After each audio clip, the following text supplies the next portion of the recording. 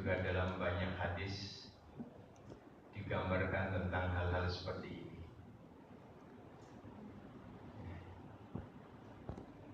Wa idza sa'alaka 'ibadi anni fa inni qarib. Misalnya di surat Al-Baqarah 186. Apabila hamba-hambaku bertanya kepada Muhammad tentang aku, fa inni qarib, ketahuilah sesungguhnya aku itu dekat. Ujibu da'watad da'i idza da'ani, ku jawab seruan dari hamba-hambaku, ku kabulkan permintaan dari hamba-hambaku. Falyastajibu li, maka sautlah seruanku. Wal yu'minu bi, dan tetap beriman kepadaku.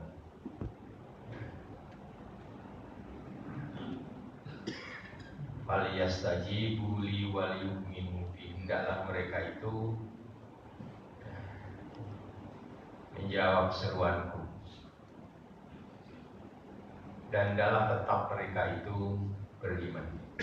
La'allahum yarshudun, supaya dengan demikian mereka itu bisa menjadi orang yang cerdas. Rusdun. Jadi Islam mengajarkan kecerdasan itu dengan menyadari bahwa Allah itu begitu dekat dengan hambanya, dan Allah akan menjawab, akan mengabulkan seluruh permohonan dari hamba-hambanya itu. Ini janji Allah. Maka untuk menyongsong janji itu, falyastajibu li, maka hendaklah kemudian hamba-hamba tadi itu menerima, menyambut seruan Allah. Wal yu'minu bi, dan moga-moga dan juga mereka itu supaya tetap beriman kepadaku. La'allahum yarshudun, moga dengan cara seperti itu mereka menjadi orang-orang yang cerdas. Ada juga ayat-ayat yang mencerminkan mengenai ini, ya, mengenai kedekatan itu. Wa ma ramaita idh ramaita walakinallaha rama. Ketika terjadi perang Badar, satunya dilukiskan oleh ayat ini. Ketika engkau melepaskan anak panah, itu sebenarnya bukanlah engkaulah yang melepaskan. Wa ma ramaita idh ramaita, ketika engkau melepaskan anak panah. Walakinallaha rama, tapi Allah lah yang melepaskan anak panah itu. Ini ramaita, tanya di situ menunjuk kepada Nabi kita Muhammad SAW. Maka ketika Nabi melepaskan panahnya itu, sebenarnya bukan Nabi yang melepaskan, tapi Allah. Ini juga menunjukkan betapa dekatnya Allah Subhanahu wa Ta'ala.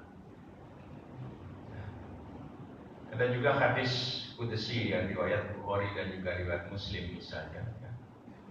Kalau aku ini tergantung menurut persepsi hambaku. Ana inda dzanni abdi.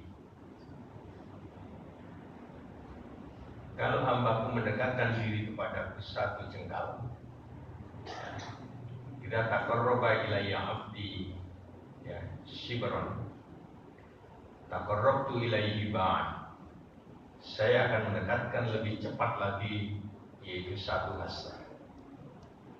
Demikian pula kalau kita mendekatkan diri kepada Allah satu hasta, Allah akan cepat lagi mendekatkan dirinya lebih cepat lagi. Jadi seperti itu. Kalau kemudian hambaku datang kepadaku dengan cara berjalan, saya akan kemudian dengan cara berlari. Maknanya bahwa betapa Allah merespon jauh lebih cepat dari perjalanan rohani kita menuju kepada Allah itu. Asal kita ini membawa rohani kita semakin dekat kepada Allah.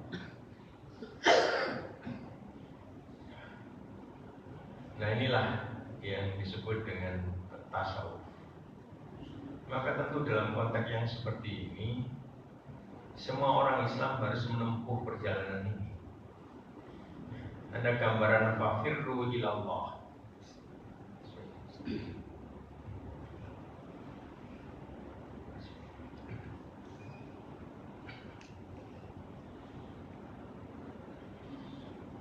Maka berlari kencanglah kepada Allah.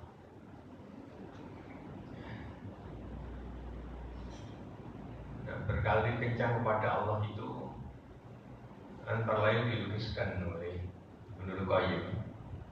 Itu yang pertama dengan cepat berlari kepada Allah, menuju kepada ilmu dan menjauhkan dari kebodohan.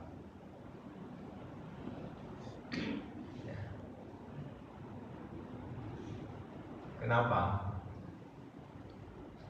Karena jalan menuju kepada Allah yang paling bagus itu ialah dengan menggunakan ilmu.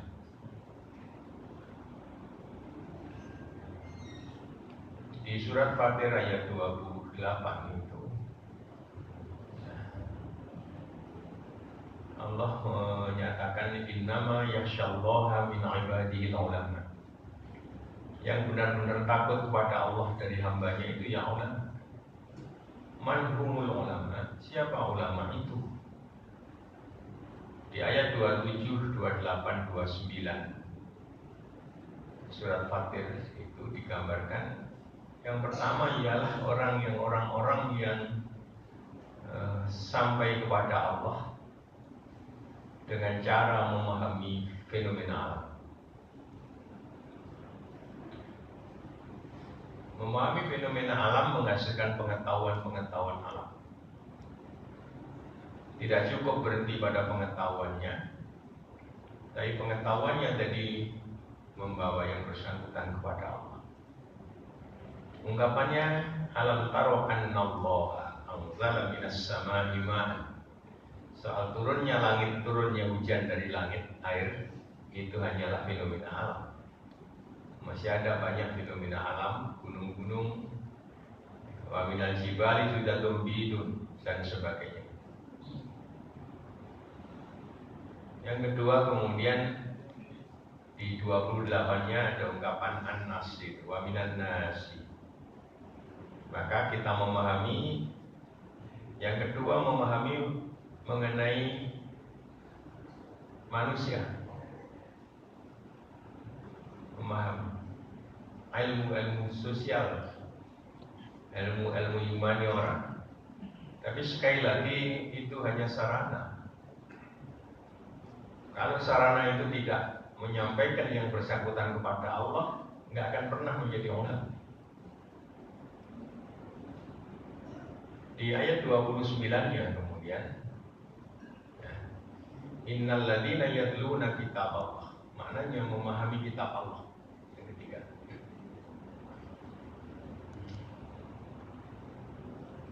Dan yang keempat kemudian tetap membangun relasinya kepada Allah dengan cara kemudian sholat. Yang kelima kemudian punya komitmen sosial, merasa kemudian punya kewajiban untuk mengajak orang mendekat kepada Allah, untuk mengajak orang beribadah kepada Allah, mengajak orang kepada kebaikan, melarang orang-orang lain kemudian dan juga dirinya sendiri untuk melakukan kejahatan. istilahnya paling gampang ialah tidak acuh tak acuh, tapi merasa kemudian punya komitmen.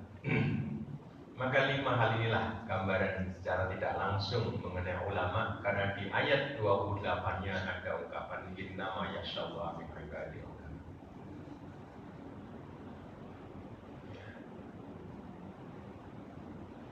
Ini jalan sekali lagi yang paling efektif untuk mendekatkan diri kepada Allah.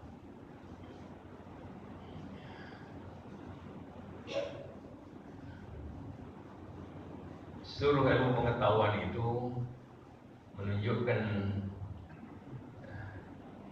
di balik semuanya itu ada kemahabesaran Allah. Ada kemahabesaran Allah. Saya sering mengutip tentang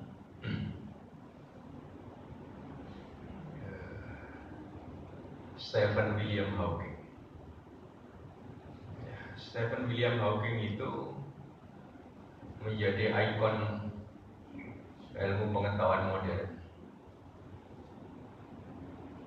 Dia ahli di bidang kosmologi dan juga ahli di bidang fisika teoritis. Dari tahun 66 sampai tahun 2015 tidak kurang dari 18 penghargaan terhadap kepakarannya itu. Salah satunya dari Presiden Obama dahulu ketika jadi presiden. Presidential Medal of Freedom. Ia lahir tahun 1942, meninggal tahun 2018, bulan Maret kemarin. Tetapi ilmu pengetahuannya itu tidak pernah membawa kepada Tuhan.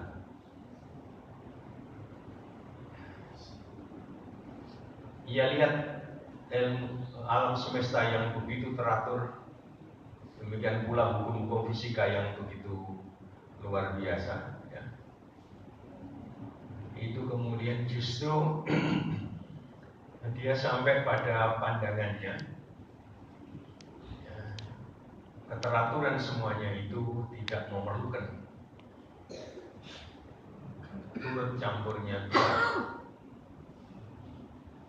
Bahkan kalau ada orang punya pendapat, kemungkinan besar itu karena Tuhan ikut di dalamnya mengatur. Maka yang seperti itu saja ditolak oleh William Hawking ini, Stephen William Hawking ini. Puncak kepongannya, arogansinya, kesombongannya disampaikan tahun 2014. 4 atau 3,5 tahun sebelum meninggal, ia menyatakan sebagai orang yang alis, yang tidak percaya adanya Tuhan. Maka pada bulan Maret 2018 meninggal. Ketika masih hidup, itu dia diserang oleh penyakit lumpuh yang bertubi-tubi. Sekalipun begitu, dia berusaha untuk tetap eksis, untuk tetap hidup, ingin tetap hidup.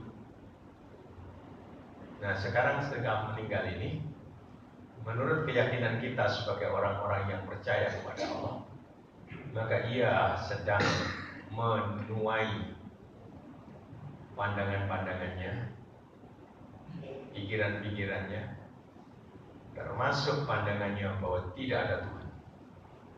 Maka menurut keyakinan kita sekarang ini, dia ingin mati dalam arti yang sesungguh-sungguhnya, lenyap, hilang sama sekali. Padahal itu tidak akan terjadi seperti itu. Ia akan kekal mendapatkan hadap Allah Subhanahu wa Ta'ala. Tahun 980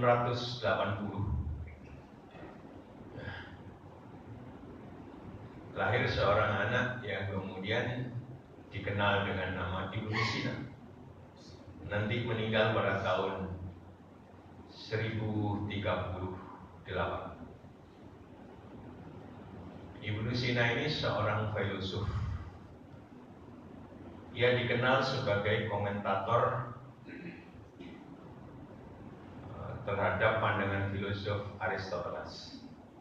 Sekalipun demikian, ia memiliki pandangan-pandangan filosofis yang sangat orisinal, dan ini sekali lagi dihargai, artinya diapresiasi oleh para pemikir-pemikir modern. Di samping itu, ia juga seorang ahli di bidang kedokteran, menulis Al-Qanun Fittib, yang bukunya itu sampai 500 tahun kemudian menjadi pegangan ilmu kedokteran barat. Bahkan tahun 1981, ketika keperpustakaan Universitas Airlangga, Fakultas Kedokteran, saya dapatkan ada buku Al-Qanun Fittib itu di Fakultas Kedokteran Airlangga. Maknanya sampai sekarang pun buku itu masih juga digunakan. Dia juga seorang ahli psikologi. Di dalam bukunya Kitabus Syifa itu ada bagian yang disebut dengan Kitabun Nafas. Nah, Kitabun Nafas itu adalah bagian bukunya yang membicarakan mengenai psikis. Maka ini bicara dalam konteks ilmu psikologi.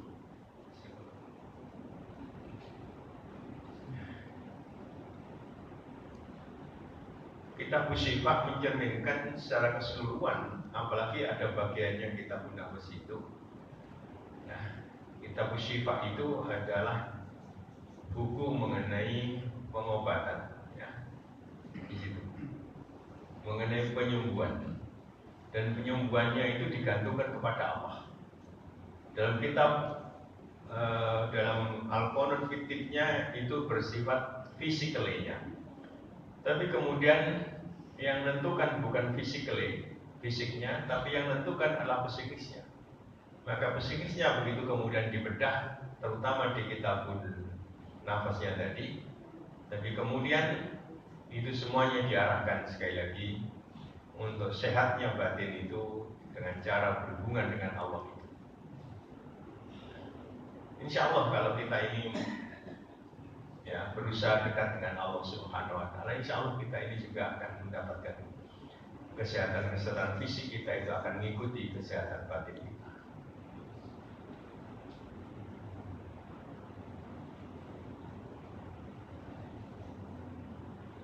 Ibnu Qayyim tadi menyebutkan langkah yang pertama itu seperti itu.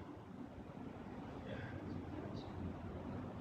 Maaf saya lupa yang nomor 2, nomor 3.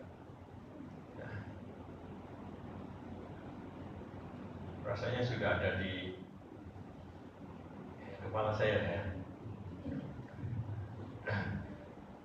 Moga-moga nanti di akhir ceramah saya kan. Kembali ke soal tasawuf tadi, ini kita berusaha mendekatkan diri kita kepada Allah sedekat-dekatnya, sehingga tidak ada tabir antara kita dengan Allah. Bagaimana orang tahu bahwa tidak ada tabir dia dengan Allah Subhanahu Wa Taala? Itu ada gambaran juga dalam hadis, ya. Dalam hadis. Ya.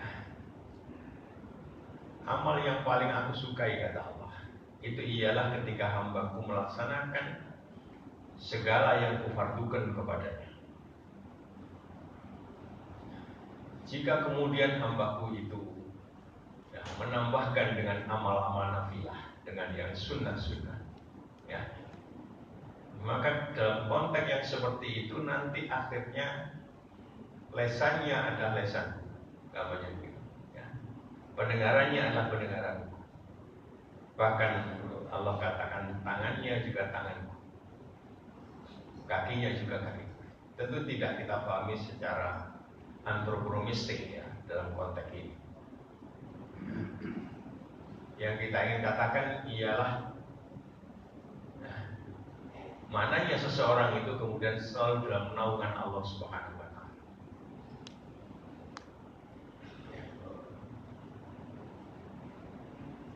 Semakin banyak hal yang mendorong kita selalu ingat kepada Allah, insya Allah semakin dekat maknanya kita kepada Allah.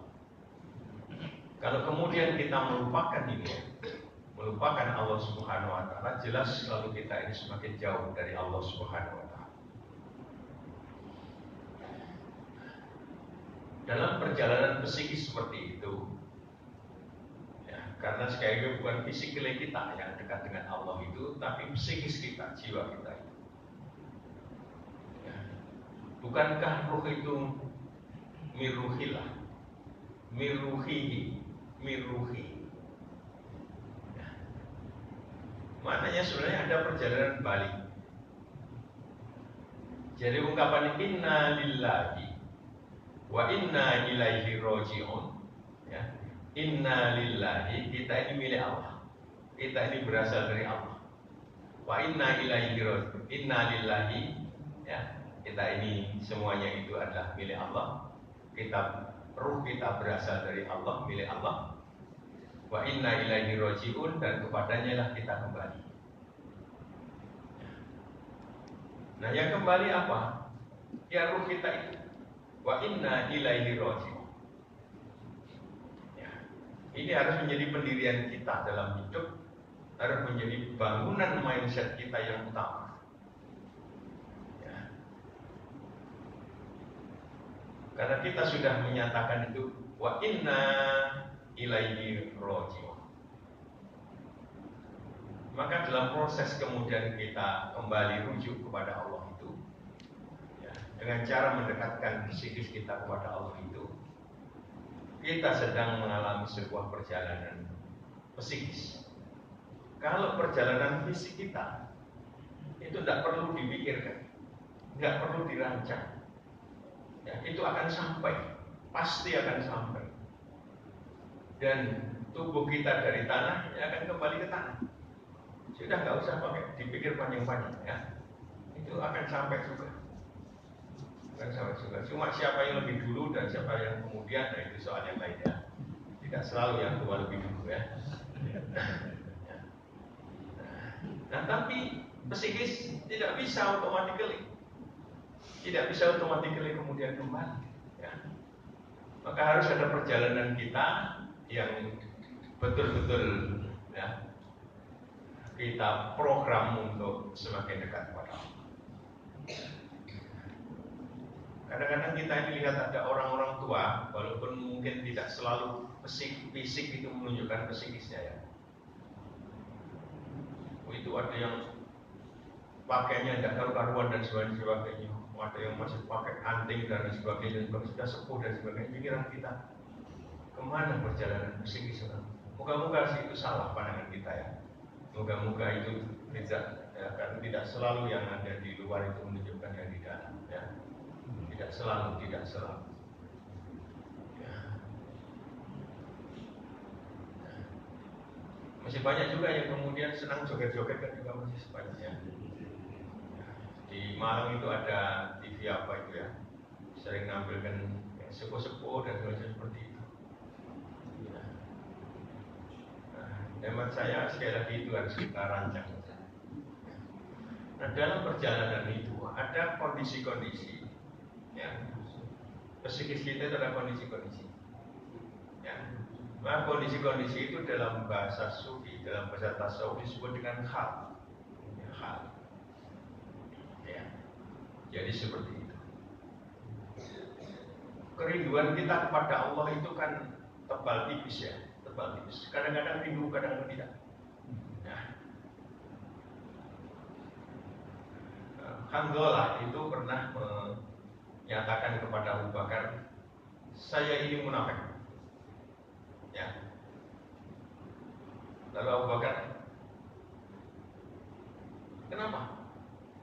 Karena menurut Abu Bakar dia orang yang takwa. Lalu Hanzalah mengatakan, iya, karena kalau saya dekat dengan Nabi cerita tentang surga, tentang neraka dan sebagainya, nyampaikan itu, maka kaki saya itu seakan-akan sudah sangat dekat dengan surga. Saya merasa dekat dengan Allah. Tapi begitu saya kemudian pergi dari Rasulullah, saya ketemu keluarga saya, maka itu semuanya sudah hilang, ya. Ketemu dengan anak-anak, ketemu dengan istri, itu lalu sudah hilang semuanya itu. Bukankah saya munafik? Lalu Abu Bakar mengatakan, kalau seperti itu saya juga iya, ya, saya juga iya, gitu. Akhirnya kedua orang ini datang kepada Nabi. Intinya Nabi mengatakan, ya, kalau kita membiasakan diri, ya, selalu kemudian beras dekat dengan Allah, selalu membangun jiwa kita dengan Allah, itu justru kemudian malaikat akan memperkokoh itu semua. Tapi Nabi mengatakan kemudian, ya, nggak apa-apa kamu kemudian dapat hiburan-hiburan tadi, intinya seperti itu, ketemu keluarga, ketemu anak istri, saatan-saatan.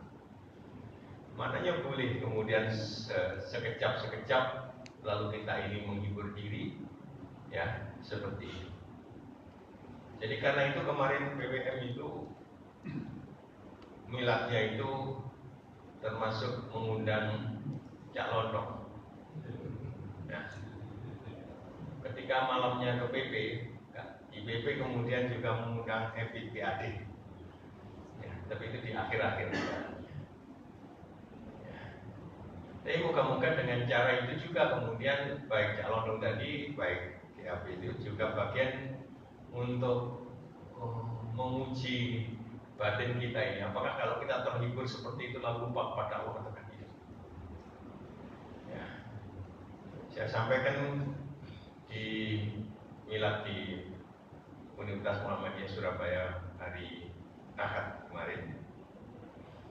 Ya, sebenarnya yang dilakukan oleh Muhammadiyah itu hampir mirip juga dengan Cak Londong, ya, hampir mirip, membuat orang tertawa. Cuma kalau Cak Londong membuat orang tertawa itu setelah itu selesai. Sedangkan Muhammadiyah membuat orang tertawa, setelah itu masih ada kelanjutannya. Saya sampaikan ya. Tanggal 20 September itu kalau nggak salah 10 Muharram, ya, saya ke Bawen. Di Bawen sana ada ranting yang mendapatkan wakaf tanah. Kemudian ranting itu punya gagasan mau bikin Muhammadiyah boarding school, ya, Muhammadiyah boarding school. Lalu mereka merancang Pak Haidar Nasir yang diundang untuk peletakan batu pertama. Tapi akhirnya kok tidak bisa, akhirnya saya yang datang. Ketika kemudian sampai di sana cerita-cerita mereka, lalu saya tanya, ini peletakan batu pertama ini kan diteruskan dengan membangun.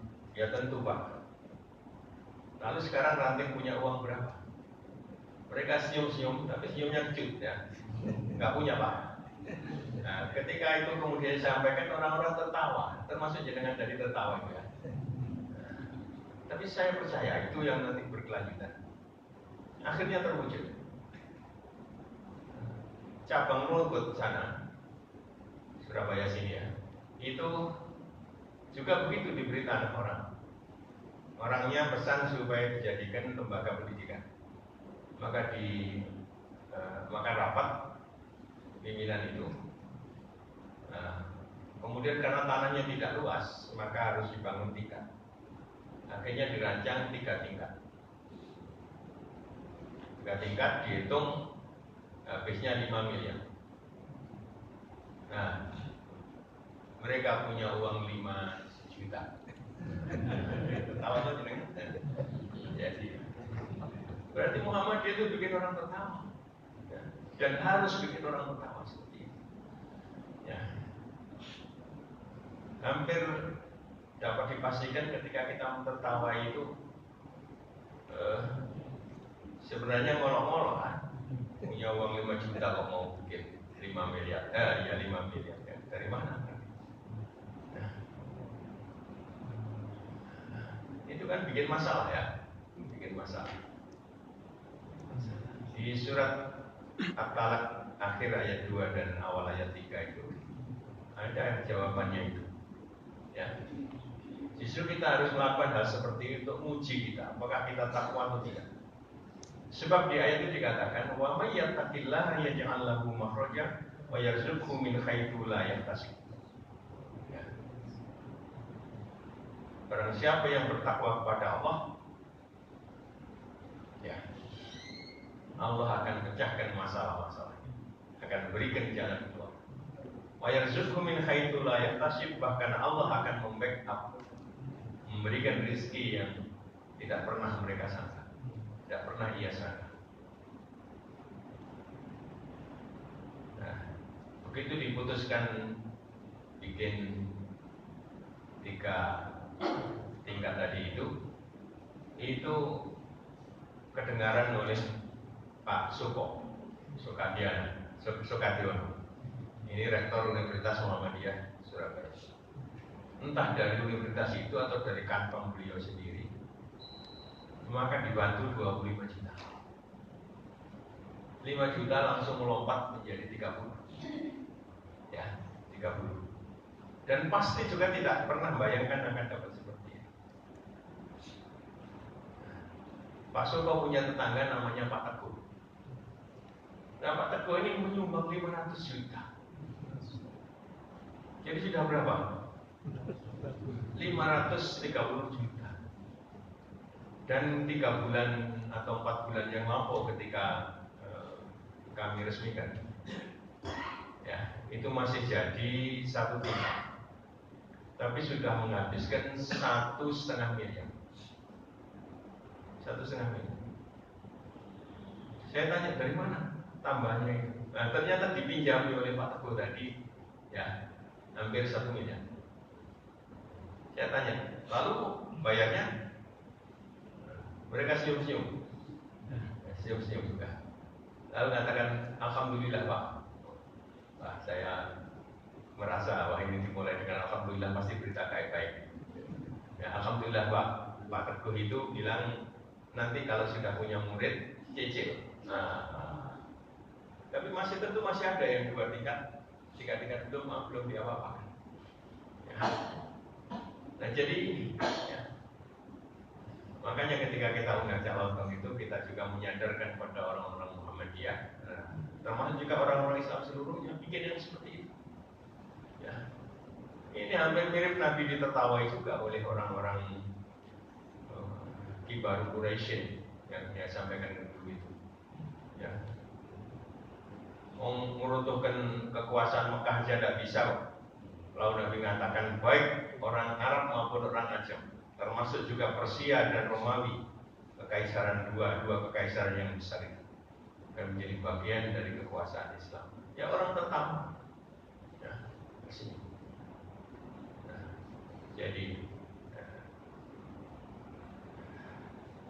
jadi silakan tertawa-tertawa, tidak apa-apa ya. Tapi jangan kemudian itu lalu bisa melupakan kita kepada Allah Subhanahu wa Ta'ala. Jadi inilah hal tadi.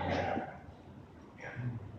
Coba sekarang kita rasakan di pikiran, di hati kita itu. Ini hal namanya, hal. Gak ada. Ya. Iman kita pun juga kadang-kadang dalam keadaan yang kuat, kadang-kadang lemah. Ya. Jadi seperti itu. Kalau kita kemudian malas beribadah, itu maknanya iman kita sedang lemah. Pasti sedang lemah. Ya, yazidu wa yanqus. Bisa tambah, bisa berkurang. Ya. Kita tidak bisa melihat, tapi kita bisa merasakan, dan indikasinya kalau kita ini giat beribadah, maka iman kita tambah. Tapi kalau kita malas, pasti itu iman kita sedang turun.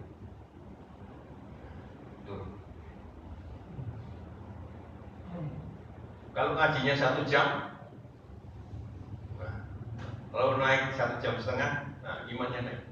Kira-kira seperti itu.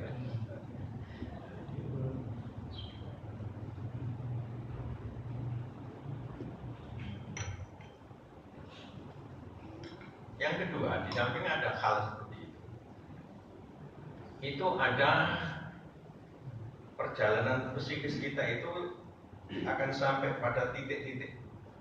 Maka titik-titik ini disebut dengan makom, jamaknya makoman, stasiun. Ya.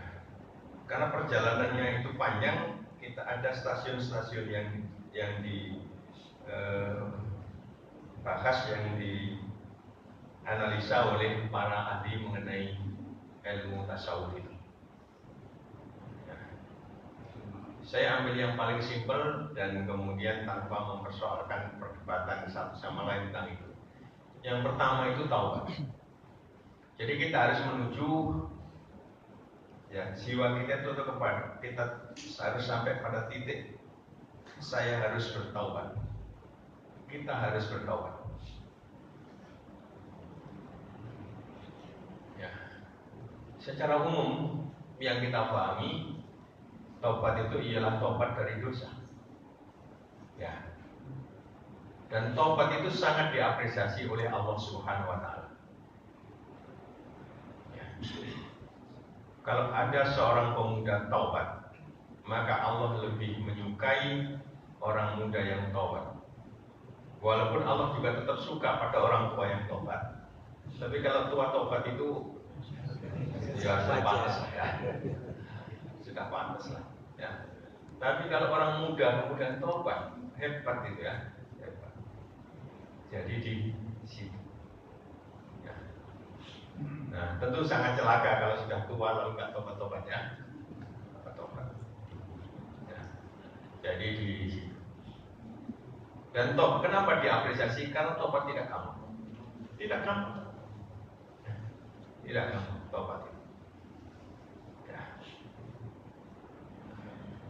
Perjalanan kita kepada Allah itu diperintahkan dengan istilah fafirru, larilah. Saya tanya, kalau orang itu lari, apakah diperintah lari? Pasti tidak. Ya. Kalau orang lari, tidak akan diperintah lari. Kalau diperintah lari, itu berarti kondisinya tidak lari. Ya. Seperti juga wasari'u ila maghfiratin min rabbikum, bersegeralah pada ampunan Allah. Kalau sudah bersegera, tidak perlu diperintahkan wasari. Nah, karena itu sebenarnya perjalanan kita kepada Allah itu lambat. Tapi sebaliknya, kalau kemudian kita balik, tidak menuju kepada Allah, tapi tidak menuju ke surga, tapi menuju ke neraka, maka ini lebih cepat, jauh lebih cepat. Ya, lebih cepat. Istilahnya munggah swarga, kecemplung neraka. Kalau kecemplung itu nggak usah pakai usaha, langsung lompat, langsung jalan sendiri kan. Kalau naik, ya berusaha betul ya. Karena itu perjalanan kita kalau kemudian ke dosa-dosa itu pasti juga sangat kencang. Nah, berjalan kencang itu menghentikan tidak gampang. Menghentikan tidak gampang. Ya, harus ada keinginan kuat untuk berhenti. Ya. Begitu berhenti, itu harus kemudian juga saya tidak akan ulang, karena itu harus balik perjalanannya menuju kepada Allah. Karena itu sangat dihargai oleh Allah. Inilah kemudian pemahaman taubat menurut kita. Tapi kalau kita lihat dalam konteks ilmu tasawuf, itu taubat itu didefinisikannya at-taubatu an tatuba min dzikri siwallah. Taubat itu ialah engkau taubat dari ingat selain Allah. Jadi ketika kita tidak ingat pada Allah itu, kita tidak menganggap itu sebagai dosa, ya, nggak anggap sebagai dosa. Tapi dalam ilmu tasawuf, ya, itu sebagai dosa. Dan kalau orang kemudian, ya, berhenti dari tidak mengingat Allah, maka orang itu akan selalu ingat pada Allah Subhanahu wa taala. Jadi sangat ideal betul, sangat ya. Abu Bakar saja ya kurang apa ya. Tapi itulah diletakkan yang seperti itu supaya kemudian kalau kita ini menargetkan yang lebih, kalau jatuh kepada di bawahnya itu masih lumayan ya, gitu. Jadi at-taubatu an tatuba min dzikri siwallah. Lalu kalau sudah begitu, kita melanjutkan perjalanan kita ke stasiun berikutnya. Nah, stasiun berikutnya itu disebut dengan zuhud. Ya, zuhud. Karena sebenarnya dosa-dosa itu ya, itu karena ketertarikan kita, karena kejatuhan kita pada lumpur dunia ini. Ya, lumpur dunia ini. Orang-orang yang kemudian korup dan sebagainya seperti itu sudah sangat mudah kita ketahui itu karena ketertarikannya pada dunianya itu melampaui yang seharusnya, ya, melampaui yang seharusnya. Sudah punya uang sekian miliar masih kemudian ngambil kan? Ya. Nah, coba kita perhatikan. Ya. Saya dari Malang ya. Sebenarnya malu menceritakan, tapi kita semua nggak usah diceritain sudah tahu. Sudah tahu. Ya. Saya kelahiran Mojokerto, nggak usah saya ceritakan juga sudah tahu ya. Nah ini karena itu ini pentingnya kita bicara mengenai tasawuf dan ekonomi gitu. Ini untuk gambarnya untuk nata bangsa. Nata bangsa itu, nata bangsa.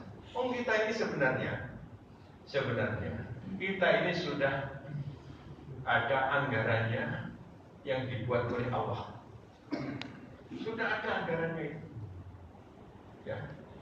Tidak ada anggarannya, ya. Kita tinggal ngambil saja anggarannya di situ, ya, ngambil. Tapi sebelum kita ngambil anggaran kepada Allah itu, ya, itu setan menyodori yang itu ngambilnya lebih mudah, ya, lebih mudah. Kalau kita ambil ini, maka yang anggaran dari Allah itu ditahan oleh Allah dari diri. Ya, maka kita dapat anggaran dari setan dan itu ialah hak sesuatu yang hak. Ya. Nah, itu kan artinya kita harus nonton batin kita, ya, nonton batin kita. Nah, terkait dengan hal seperti ini disebut dengan zuhud. Zuhud bukan dalam arti kemudian kita meninggalkan dunia sama sekali, tidak. Tapi batin kita yang meninggalkan itu batin kita. Kita tidak terbelenggu oleh itu. Ya. Kalau orang terbelenggu oleh itu, ya, hartanya hilang, rumahnya terbakar, maka akan stres betul habis-habisan. Tapi kalau orang kemudian nyadar itu kan milik Allah. Kalau diambil sekali-sekali atau kalau mau diambil mau apa kita? Tapi apa susahnya Allah kemudian nanti memberi kita yang lebih besar? Nah, karena itu ungkapan-ungkapan walillahi ma fis samawati wa ma fil ardi. Dan bagi Allah lah, milik Allah lah segala yang ada di langit ada di bumi. Itu tidak sekedar menunjukkan bahwa itu Allah itu pemilik, tidak sekedar itu. Dan untuk ngajari jiwa kita itu konsekuensinya karena itu milik Allah, kalau diambil sewaktu-waktu, ya sudah miliknya. Ya, begitu. Tapi tanamkan juga keyakinan kalau Allah memberikan kita, ya, sesudah itu yang lebih baik, ya, apa sulitnya? Nah, itu kan di sini kita longgar, di sini kita terjadi longgar, ya, ya. Jadi di sana. Muktamar Muhammadiyah di Jogja tahun 2010.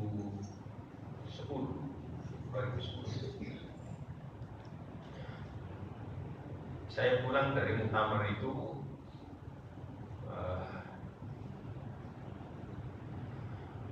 malam betul. Sampai di rumah sebelum subuh. Lalu ketika itu dompet saya hilang. Saya mikir ada KTP-nya, ya, ada ATM dan lain sebagainya kayak seperti itu. Wah ini ribet gitu ya. Kalau uangnya sih tidak seberapa, ya, kan kelihatan potongannya tidak terlalu punya uang lah. Uangnya kalau nggak salah hanya 300 gitu. Lalu saya mikir, saya harus ke polisi laporkan. Tapi lalu saya mikir apa kalau saya laporkan ke polisi, lalu otomatis akan ketemu dong saya. Mungkin sebagai syarat kalau mau ngurus KTP lagi mungkin gitu ya. Tapi ketika itu kemudian enggak. Nah, akhirnya ketika sholat subuh itu wiritannya saya panjang-panjangkan. Ya, di antara wiritannya itu saya minta ya Allah kembali ke dompet saya. Nggak apa-apa ya Allah uangnya hilang, nggak apa-apa. Karena payah ketika itu saya tidur. Jam 9 HP saya berdering. Ada orang nelpon, ini Pak Saat. Iya.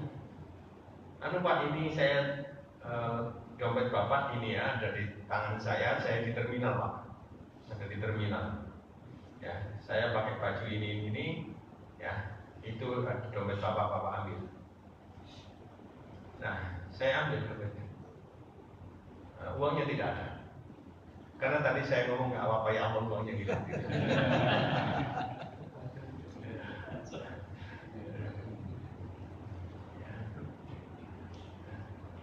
Jadi sekali lagi ketika kemudian kita kehilangan sesuatu, ya sampaikan saja kepada yang ngambil. Ya, yang ngambil siapa? Itu milik Allah, yang ngambil ya Allah, kan begitu ya. Gambarnya gitu ya. Jadi begitu. Ya. Nah, karena itu insya Allah ya, begitu itu ini cara kita. Lanjut. Saya senang cerita mengenai zuhud itu dengan melukiskan. Saya ketemu orang di dalam sebuah di penerbangan dari Malang ke Jakarta, duduk berdampingan, pakaiannya bagus, sepatunya juga bagus, bawa tas bagus, orang itu ya. Akhirnya kami berkenalan. Ternyata dia seorang direktur sebuah perusahaan di Batam. Maka saya pikir ini yang akan diomongkan adalah perusahaan dan lain sebagainya. Ternyata salah. Ternyata dia itu saya mendapatkan ini orang ini dalam sekali yang dibicarakan, ya, dalam sekali. Ya. Tidak ada pembicaraan mengenai dunia tadi, tidak muncul sama sekali. Ya. Pilihan saya salah menyimpulkan awalnya. Sampai di Cengkareng, di Soekarno-Hatta, diberitahu Pak, dan saya baru kenal ketika itu ya, Pak, nggak usah cari taksi WhatsApp. Saya nanti akan ada yang jemput, dan nanti pas saat ya, kami antar. Nah, ketika itu kami menghadiri sebuah acara World Peace Forum, di sebuah hotel di Jakarta. Jadi antar sampai ke sana. Bahkan orangnya turun, antarkan saya ke lobi dan sebagainya. Pikiran saya, ini direktur kok kayak begini ya. Padahal kalau direktur itu kan ayat yang dibaca kan biasanya time is money gitu ya. Kan gitu yang dibaca. Ya. Jadi di situ bandingkan dengan seorang teman yang setelah tawaf lalu itikaf di masjid dekat kita lalu bilang begini, ya Pak Saad, ya sebenarnya hari-hari ini itu waktunya saya nguras tambak Pak. Saya tidak tahu nasib dari ya tambak saya ya, karena saya tinggal ini ya. Bagaimana orang ada di rumah Allah? Ya. Ini jelas yang satu tadi disebut ya. Walaupun pakaiannya kayak begitu hebatnya, yang saya juga. Sebaliknya tadi itu walaupun kemudian ada di rumah Allah dari pikirannya. Tapi nggak apa-apa Bu, pikirannya sekarang mikir masak di rumah nggak apa-apa ya.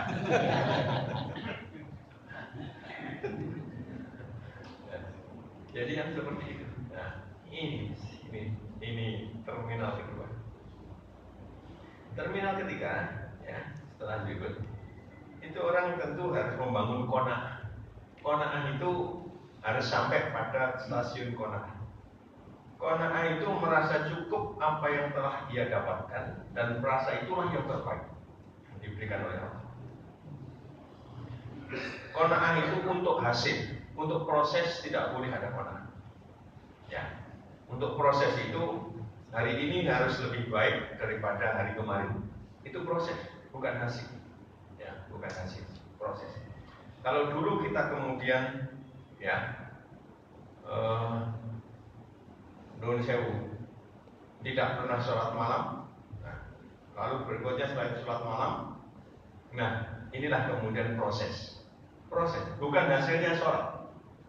Ya, ini proses. Kalau dulu bekerjanya gak malas-malasan, setelah itu bekerja giat, merasa karena dituntut oleh Allah bekerja keras. Nah, ini soal proses. Untuk proses kita boleh tidak puas, untuk ke arah yang lebih baik. Tapi untuk hasil sudah kita serahkan kepada Allah. Ya. Jadi seperti itu. Kadang-kadang Allah itu ya, kadang-kadang yang kita terima itu sedikit, tapi nanti kita kerja lalu dapat sedikit. Ya. Lalu kita tidak terlalu banyak melakukan apa-apa, lalu kita dapat. Ya. Jadi itu cara Allah untuk menguji kita ini qanaah atau tidak. Ya, qanaah atau tidak seperti itu. Saya tidak tahu ini diterapkan pada manajemen perusahaan gimana ya. Hemat saya, kalau saya punya perusahaan, yang penting anak buah saya kerja keras.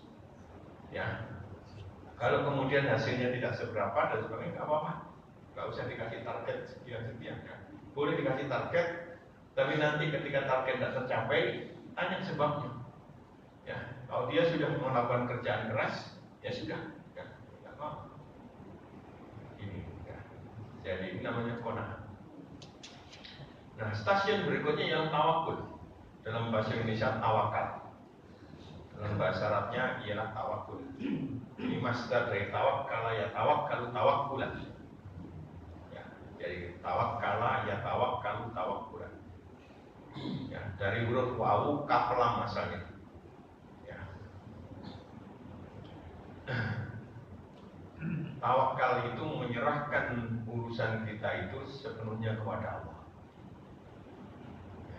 Itu ada karena dari kata sulasinya itu wawu kaf lam, ya. Nanti dapat tambahan ta menjadi ta. Nah, lalu ada sifat dari tawakkala ya tawakkalu tawakkulan. Maka artinya betul-betul menyerahkan urusannya kita itu kepada Allah. Dalam konteks ini Allah kita jadikan wakil kita. Wakil yang mewakili kita. Dan Allah khairul wakil. Allah adalah sebaik-baik wakil. Ya, kita serahkan. Tadi itu kita sudah kerja keras, sudah kita serahkan kepada Allah hasilnya. Lalu ketika sudah diberi, kita qanaah tadi. Ya. Jadi yang seperti itu. Nah, tentu tidak berarti kita tidak usaha.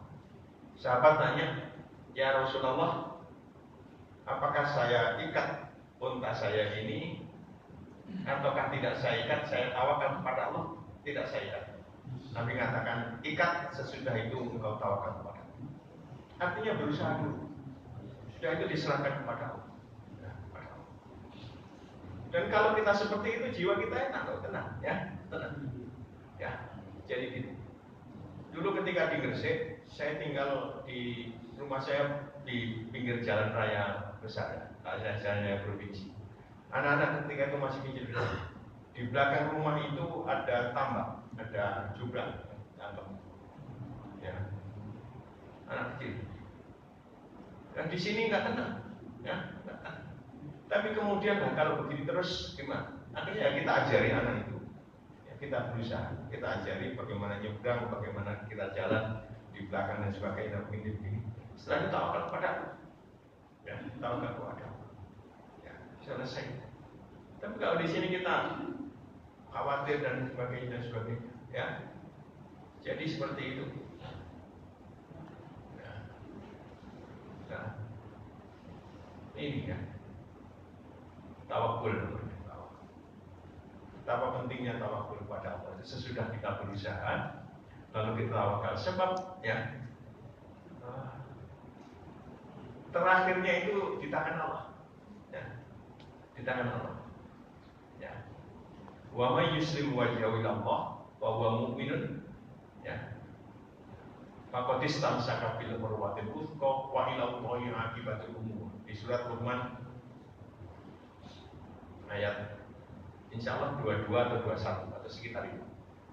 Ya.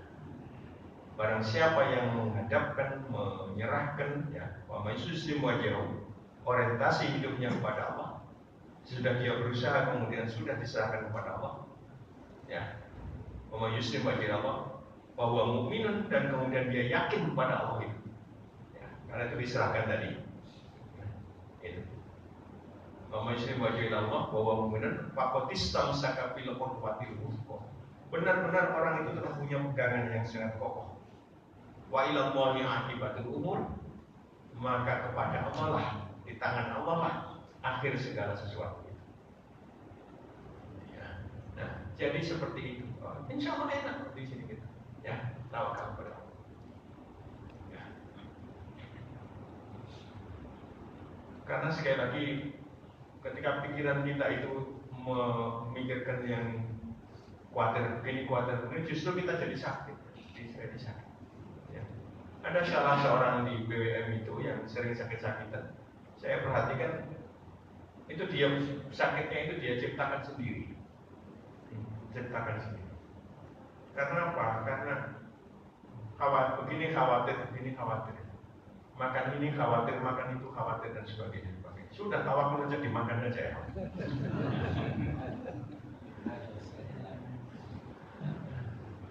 Ya pakai bismillahirrahmanirrahim la yadurru ma'asmi syai'un fil ardi wa fis samaa'i wa huwas samiul alim, gitu ya. Ada minum kopi tidak mau dan sebagainya. Ya, ini kopi ya.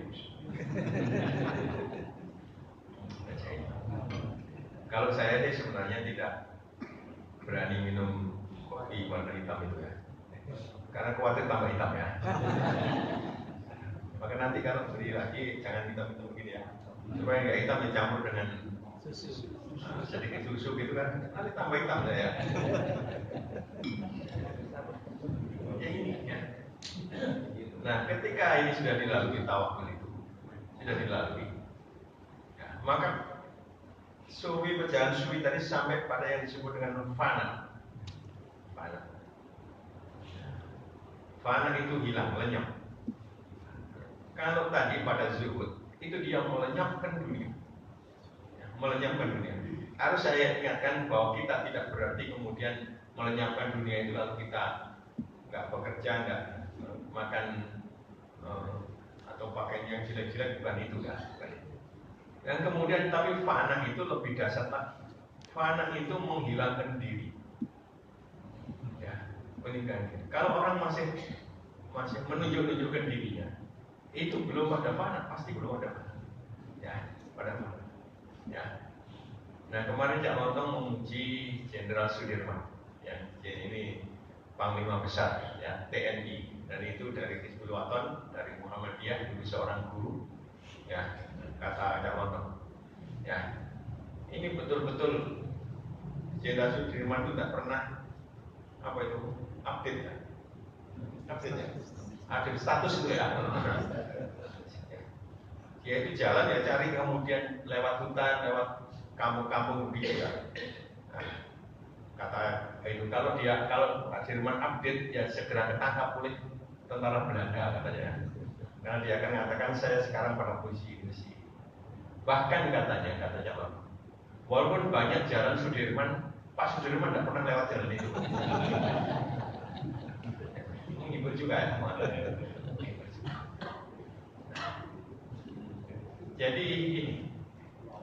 Jadi kita bisa ukur kalau kita masih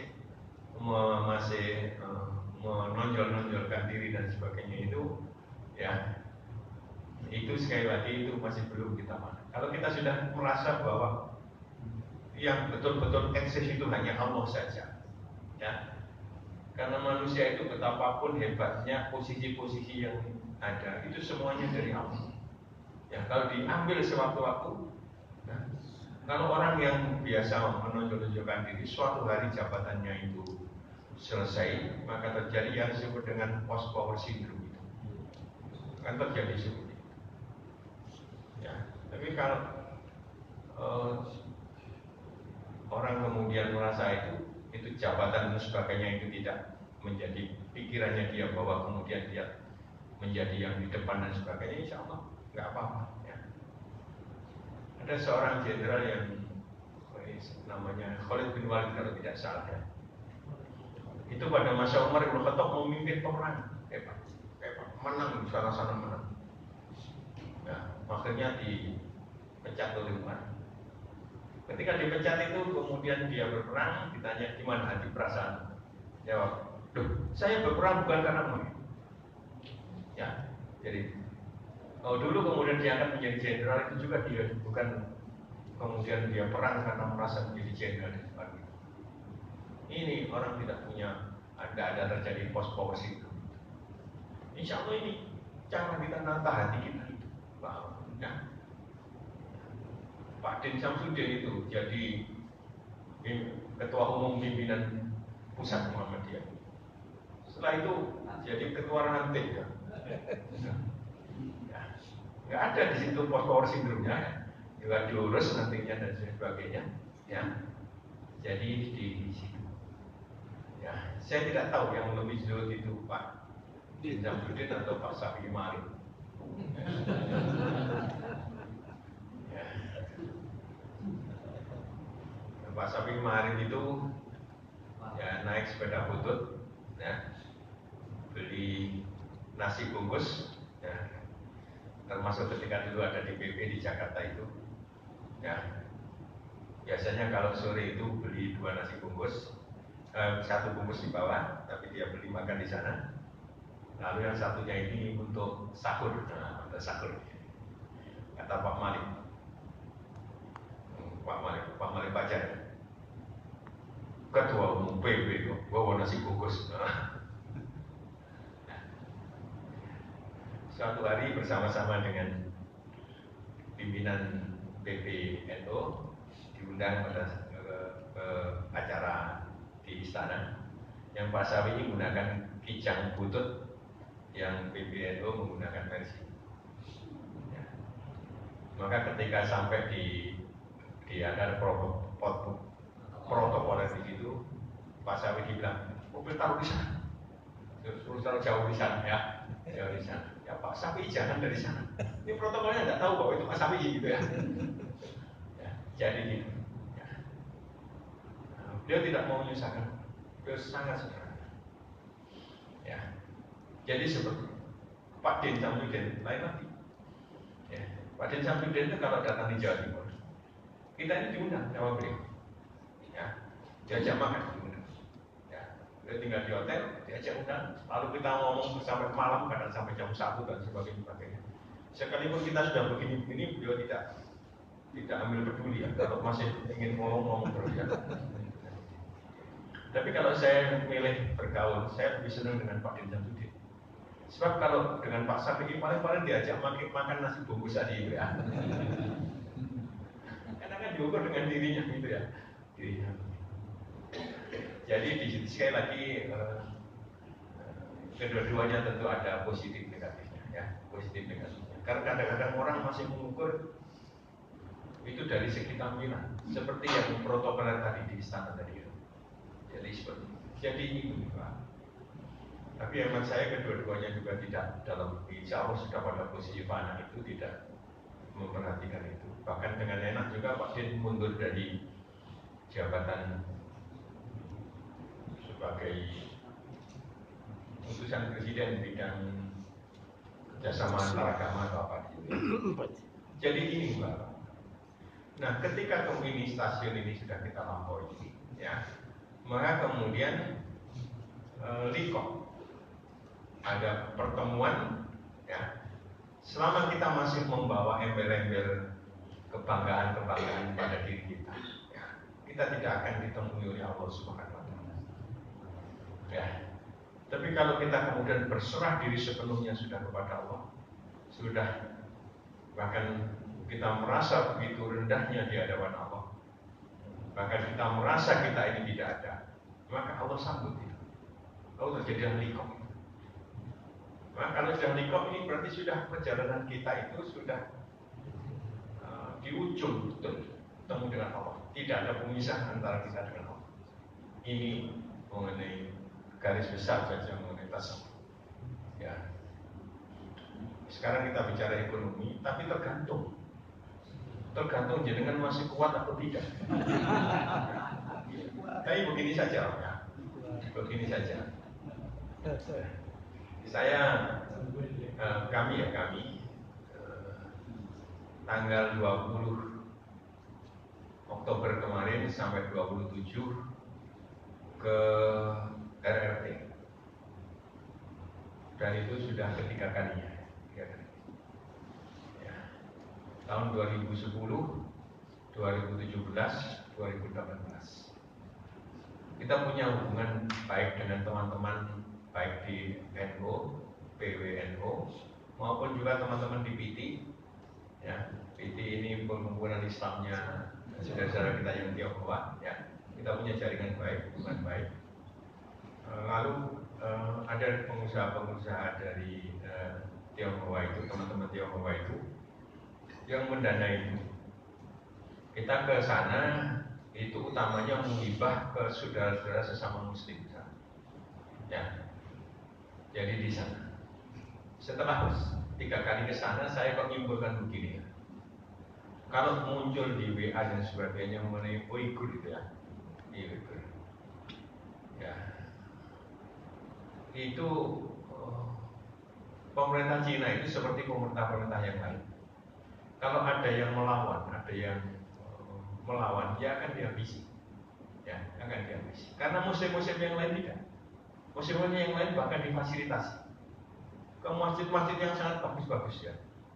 Sana. Juga tentu ada juga masjid yang kurang bagus ya. Kurang bagus. Tidak tahu ini masjid bagus atau tidak. Tapi di sana ya ada juga yang semacam ini, semacam Al-Akbar di situ ya. Itu yang tahun 2010 kami kunjungi. Ya. Bahkan lebih luas tanahnya daripada sana. Masjidnya juga besar, lebih besar. Ya. Nah, kami dibawa ke sini, ke musim-musim. Ya. Nah, termasuk kemarin juga.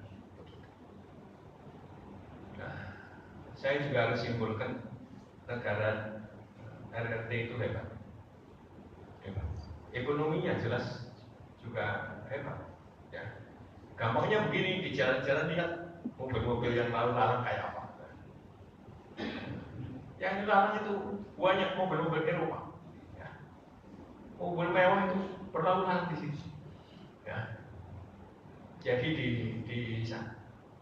Mereka kemudian kenapa banyak itu? Ya karena mereka melarang ada mobil di ekspor ke Cina. Ya. Cina tidak boleh mengimpor mobil-mobil dari luar. Ya, maka supaya tidak mengimpor tadi, maka dia meminta yang di Eropa itu bikin pabriknya di Cina. Nah, kan tidak mengimpor lah, harus sudah seperti itu. Ya, kan tidak mengimpor. Ya. Tapi itu kepentingannya ialah mereka kemudian akan memangkas sekian pembiayaan dan sebagainya, lalu mobil juga tidak terlalu mahal. Yang berikutnya lagi kemudian mereka juga belajar, mempelajarinya di sini. Mereka juga sudah mengekspor mobilnya Wuling ya, ke Indonesia, ya, Indonesia. Nah, mobil-mobil Jepang tidak banyak. Kenapa tidak banyak? Karena Jepang tidak mau membuat pabrik di sana. Baru belakangan sudah terlambat baru bikin. Kayak di sini. Tata ruang itu juga hebatnya. Jalan lebar-lebar. Ya, gitu. Saya kemarin minat ke Solo itu lewat Jogja, dari Jogja ke Solo itu berapa jam gitu ya? Karena macet-macet itu. Kayak sampai ini kayak apa tuh begini? Kok sampai kayak begini? Karena saya lihat di sana di Shanghai itu ada flyover ya, seperti di Wonokromo itu. Flyover itu 5 tingkat. Dan tentu tidak begini semuanya ya, ada yang muter-muter begini. Kita itu pas di atas dia itu sampai ada 5 tingkat. Jadi betapa hebatnya mereka itu, ya. Penataan ruang termasuk tanam-tanaman dan sebagainya begitu hebat. Mereka tidak pernah baca tajri min tahtihal anhar, tidak pernah baca jannatin tajri min tahtihal anhar, tidak pernah baca seperti itu. Ya. Jadi di situ, iyalah kalau mereka otoriter, ya, tetapi kuat, negara yang kuat. Kadang-kadang saya mikir mungkin nggak apa-apa lah kita dipimpin oleh orang otoriter, asal kemudian otoriternya tidak menghalangi kita melaksanakan ajaran agama. Ya, tapi kemudian punya visi ke depan, visi ke depan. Bahkan visinya itu, ya, one road, one bed, ya, one bed, one road, satu jalan. Itu mau menghubungkan beberapa negara, bikin jembatan dengan bikin jembatan, ya, antar pulau dan sebagainya seperti itu, mau bikin seperti itu. Ya. Nah, ini kan hebat. Kita punya rahmatan lil alamin. Tapi secara fisikly kita tidak punya gagasan untuk, ya, one bed one road itu, ya, one bed one road. Nah, pendek kata misalnya sekali lagi soal ekonomi itu, tentu saja dimensi kesugihan tidak ada. Sementara kita, ya, di Indonesia, kedua-duanya tidak ada. Kan kira-kira itu ya, kira-kira seperti itu. Di sana orang korupsi tidak mati, Bapak. Kalau kita bikinkan hotel, ya, kita bikinkan hotel, kan gitu. Nah, dompet jatuh di Keramaian, nggak akan ada yang ambil. Bukan karena percaya kepada Allah, bukan karena sadar ada malaikat yang tidak kan? Karena ada CCTV-nya. CCTV di mana-mana. Saya perhatikan satu tiang itu. Kalau kita biasanya mungkin hanya 1-2. Atau kalau mau pakai utara, selatan, timur, barat itu bersimpan. Saya hitung itu ada 10. Sehingga ada sudut yang tidak tercover. Bahkan ada yang menghadap betul-betul ke bawah. Jadi kalau orang bersembunyi supaya tidak kena itu, nggak kena CCTV itu, tetap kena karena ada yang ke bawah pasti. Jadi